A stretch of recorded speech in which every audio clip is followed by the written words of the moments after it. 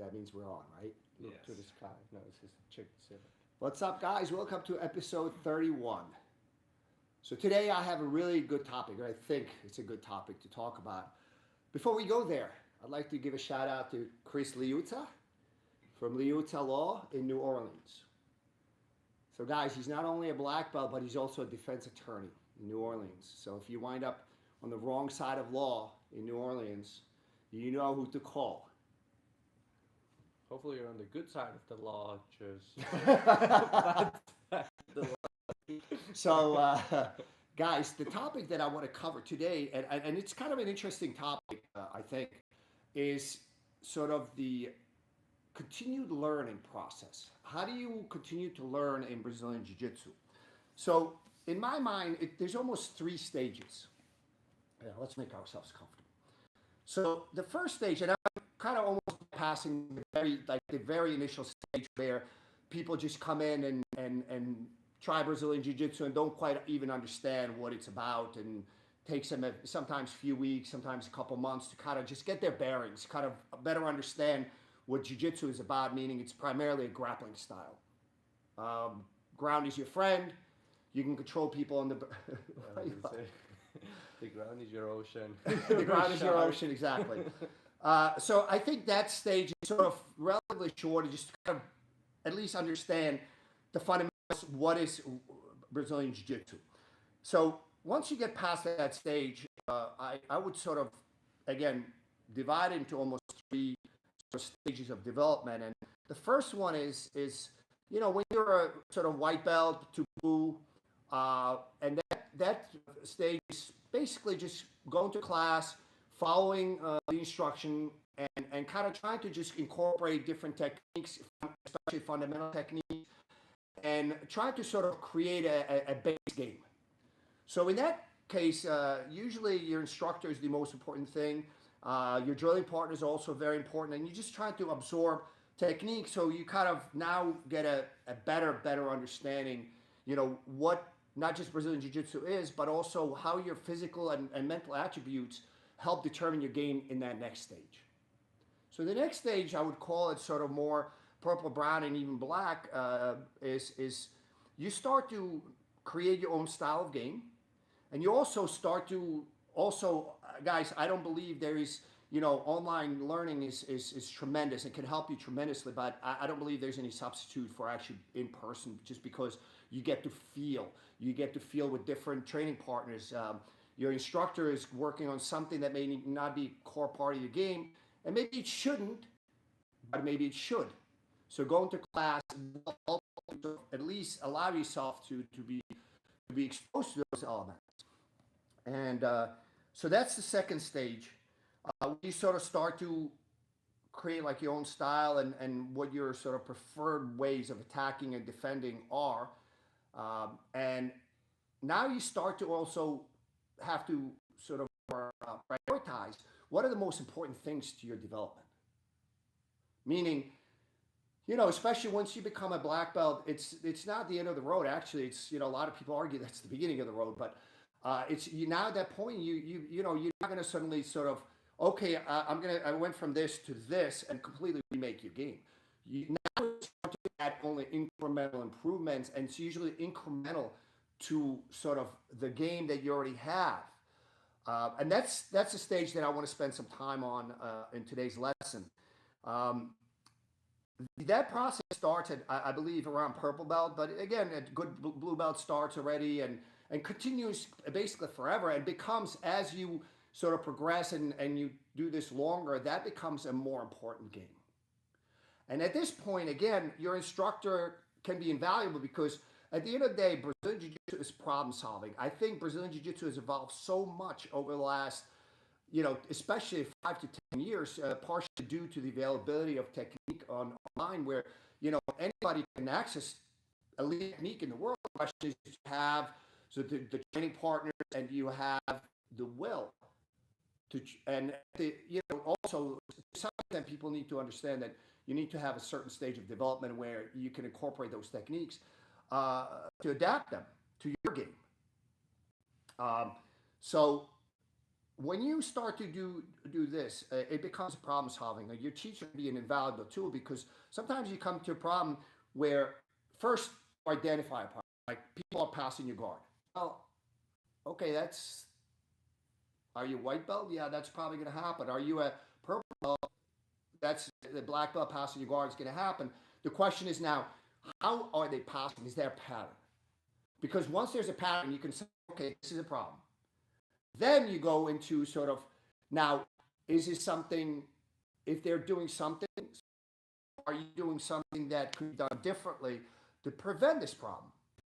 Understand that when you change things, a lot of other, they may be able to switch to the other side or switch to low pass or tight pass or fast pass. So there's other things that they could do. And that's the point that eventually Brazilian Jiu-Jitsu becomes like a never-ending arms race. As you identify a problem, you solve the problem, you start enjoying the fruits of solving that problem, and then your training partner takes it away from you because they now identify their problem and they counter it. So I want to go over some examples. For example, I train a lot with Enrique, I train a lot with Mike, I train mostly with my black belts because I want to when I'm training, I want to sort of obviously work my offense, but also every once in a while I need to work my defense when I make a mistake that they go after me. So I want to make sure. Why are you nodding so approvingly with a big smile? That you work your offense all the time. So let's look at an example how this evolves. All right. So a lot of times I attack. This is one of my favorite attacks from the guard. Is sort of attack with urigatame. And when I hit a decent attempt, what happens? The guy a lot of times rolls. So this is actually work like a charm, even on high level black belts. I just go with it and basically switch into modified Americana. This is one of my favorite segues, and it works like a charm. The problem is, Enrique and the high level guys, they start to bend their elbow. When they bend their elbow, the Americana is it is there. The problem becomes now, I start to lose position. So identifying that problem, what I started to do is slide in and armbar them. There's a reason why I'm keeping this leg bent, because I want to make sure that it doesn't take long. I need to make sure that I basically make him stuck in this position. So this concept worked like a charm for a while. And then Enrique and Mike and the others start to counter it. So now they start to counter the armbar. Let's do it. Now let's do it from here. So again, this is one of my, even I can do this standing. So if Enrique's standing in my open guard, I attack urigatame. As he defends, I ride up. And I'm going for the Americana right now, and he bends. So now, as I'm sliding in for the armbar, and as he bends, I go into an armbar. I need to get my shin in front of him. So a lot of times now, as he comes up, what I'm doing now is attacking the back. All right? So if you understand this, guys, this is literally sort of, you're looking at sort of I hope I'm not the mad scientist, but this is literally the latest evolution of this attack. This literally just happened to me in the last few weeks where they're starting to take away the first and second attack. Well, actually, third. Yeah, third. So now I have to go into fourth.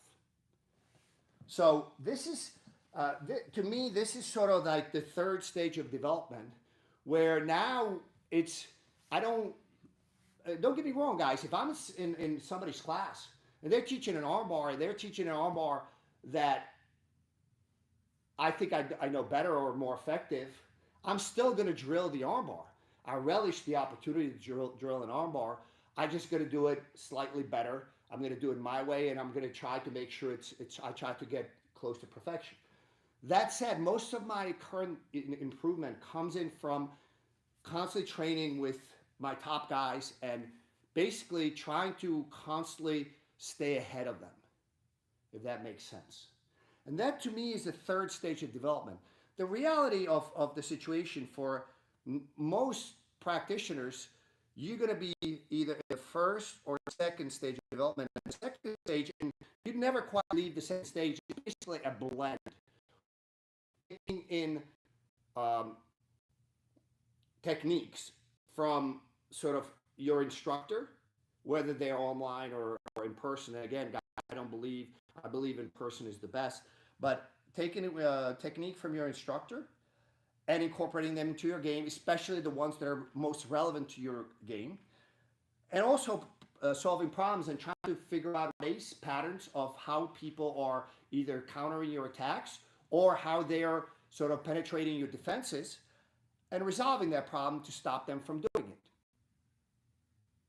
So, and then once you get into, like, once you've been training for a long time, then you become more problem solving. That's going to become prevalent, but you still will do a blend of the second stage of development.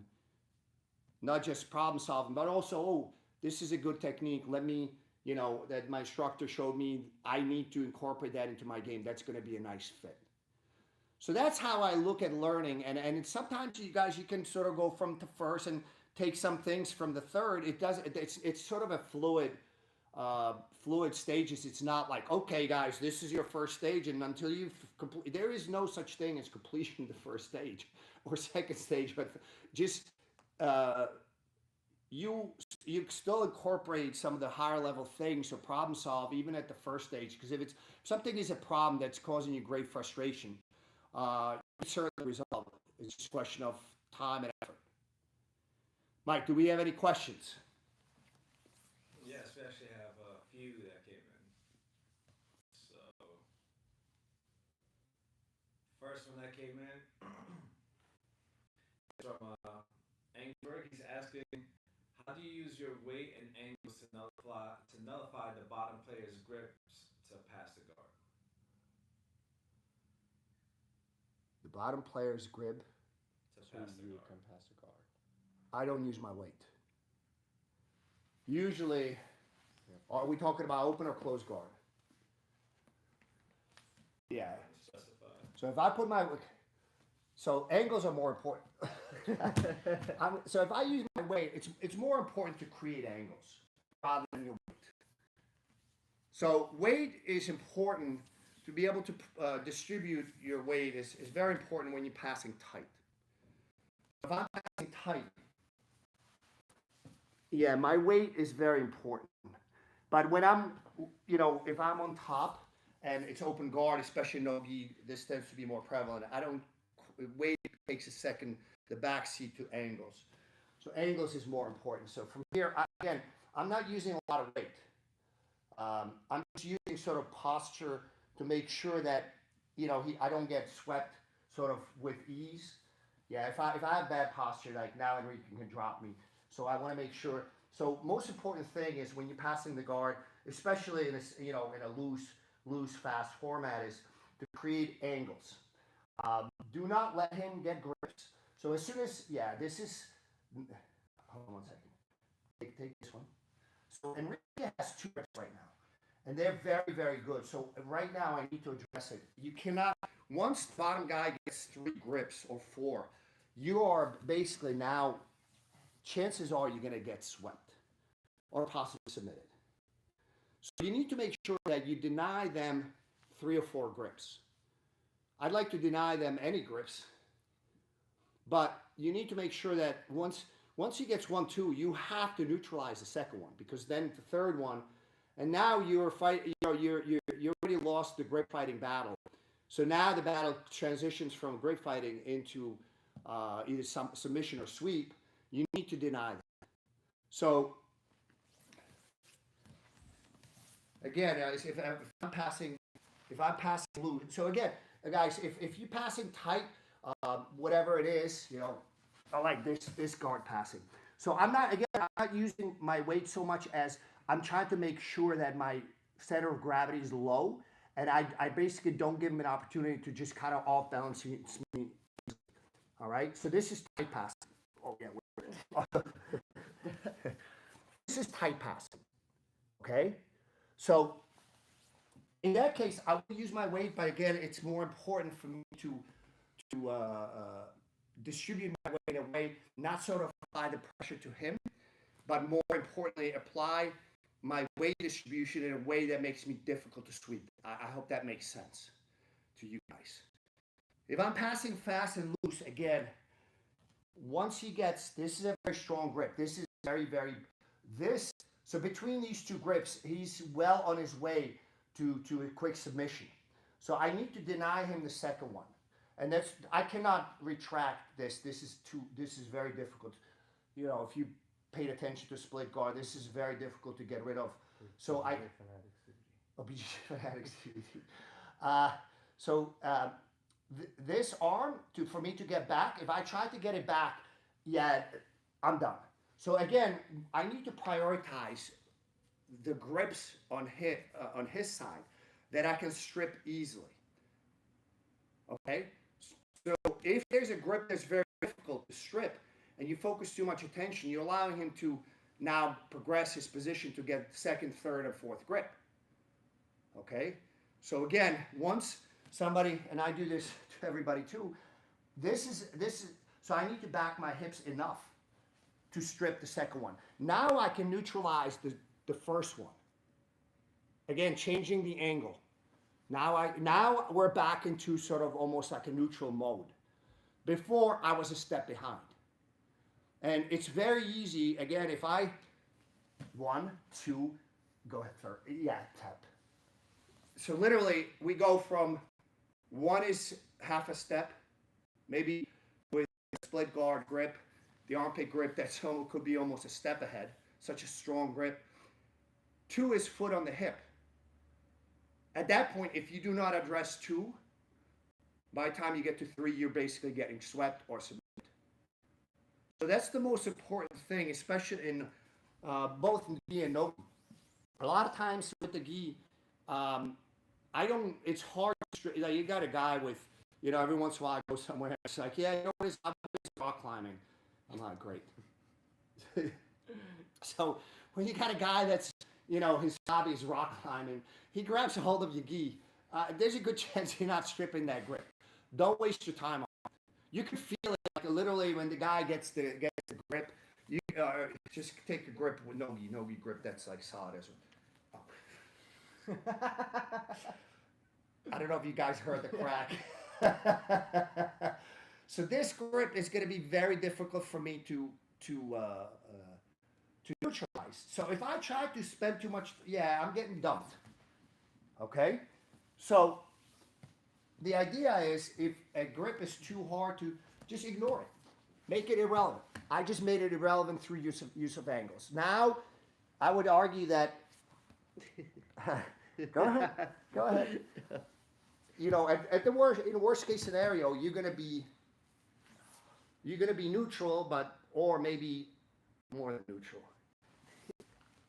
Yeah. So I'd argue that you at the very least get back to the neutral position. So the idea is make sure that you deny them the second and third grips. You make a very quick decision. Can you strip that grip? If the answer is no, and this has to be a split-second decision. You cannot be doing this. 20 minutes later, I can't strip this. By then, you're going to be submitted 18 times. So make sure that you make a quick decision and then not ignore the grip. Almost make that grip irrelevant through the use of angles. I hope that makes sense to you guys. And we'll fit in one more before we close out. Already? Yeah. Time flies. Martin Flood is asking, is 3 points of contact necessary for all sweeps? Thanks from Edinburgh. I try to avoid absolute pronouncement or absolute rules in Brazilian Jiu-Jitsu. So a lot of times when I teach something, I rarely never say never. There's a saying, never say never. Always say always. No. So, not necessarily. If the guy's very poorly, if he's off balance, so you sometimes all you do is like the guy's standing and sort of takes. So we're here. He takes a bad step with this leg. You literally have one. You literally have. I had two. Sometimes you need one, but that's not usually. Usually, if you got a guy that's paying attention and it's focused and trying to pass your guard, you probably need three to threat submission or sweep. One or two to break in the posture, and the one or two to, it could fluctuate depending on what submission or what sweep you use. One or two grips will basically steer kind of a direction, and then one or two basically breaking their posture down. So again, I think you need 3 or 4, but not always.